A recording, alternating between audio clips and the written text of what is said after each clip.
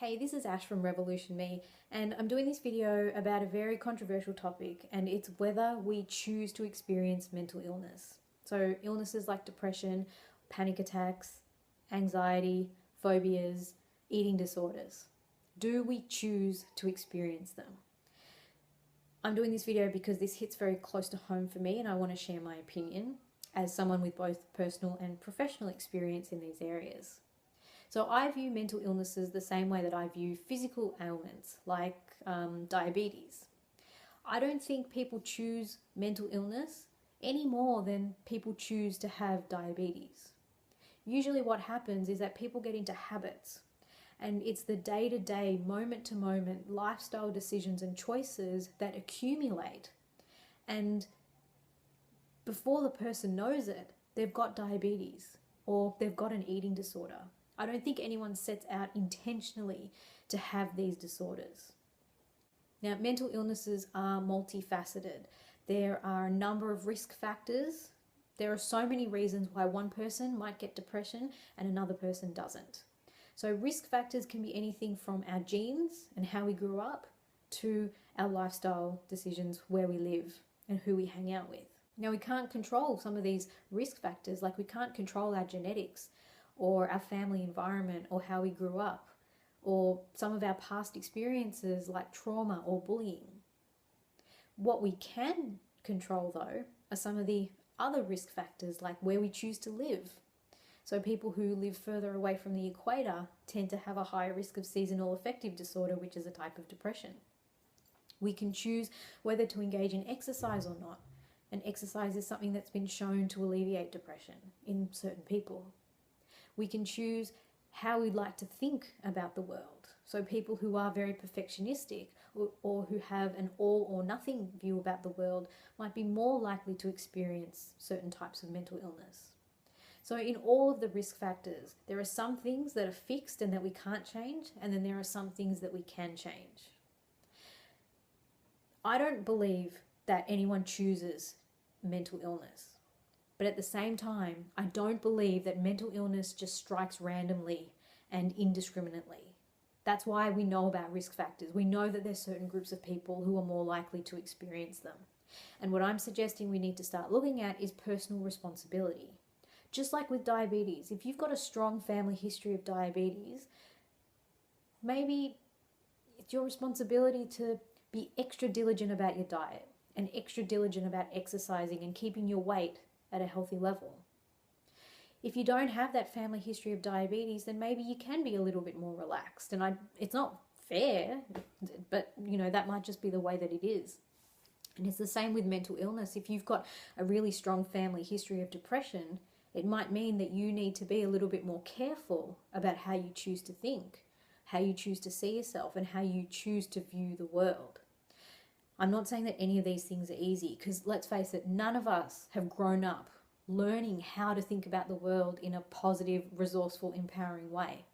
And when you're in the middle of depression or you're on the road to depression, it can be really hard to see any kind of alternative. And that's why we have psychologists and counselors and psychiatrists and life coaches to help with some of the unresourceful thinking that can sometimes get us experiencing some of these disorders. I think it's our responsibility to take some proactive steps and to take charge of our mental health.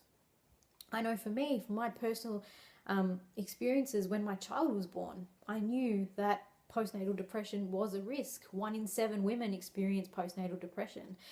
So I was very careful to arm myself with techniques and strategies so that my thinking was a certain way and I wouldn't head down that path of experiencing postnatal depression. It's like preventative mental health in a way. And the problem with the Western world right now is that a lot of these protective factors around mental health aren't really well known. They're starting to become more well known. So people are doing things like meditation or yoga or mindfulness, which have all been proven to improve depression and or anxiety. Things like exercise, it's very, very underrated. Getting enough sunlight, spending time in nature, spending time with animals, being in fresh air. There's even some really cutting edge research, genetic research, showing that people have a certain gene mutations, which means that they don't make the right kinds of chemicals in their brain.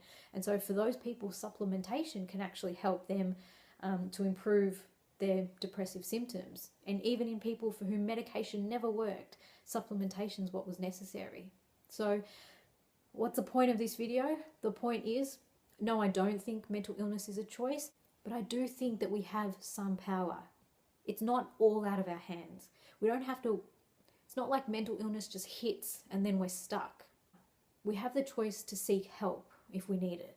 We have the choice to talk to someone, to ring a helpline, to get help, see a psychiatrist, see a psychologist, talk to the school counsellor, find a good friend if you need a shoulder to cry on or you just need to vent about something. And the way I see it, we might have 10 reasons to be depressed and 1 reason not to.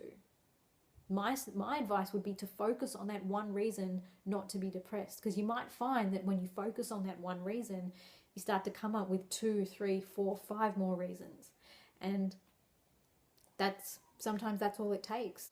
To me, recovering from mental illness is kind of a domino effect, because when you're in the midst of it, it can be really hard to see any sort of recovery.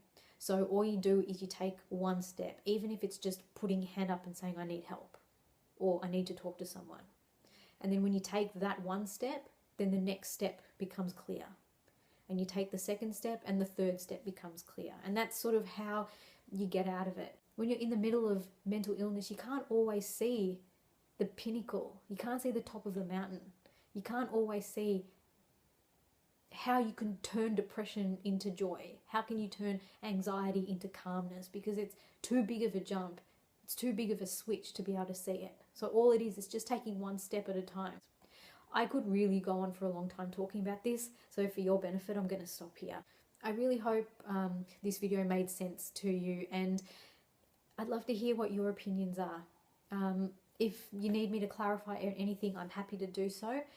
If you've got any questions, I'm happy to answer them. So thank you so much for watching, and I will see you next time.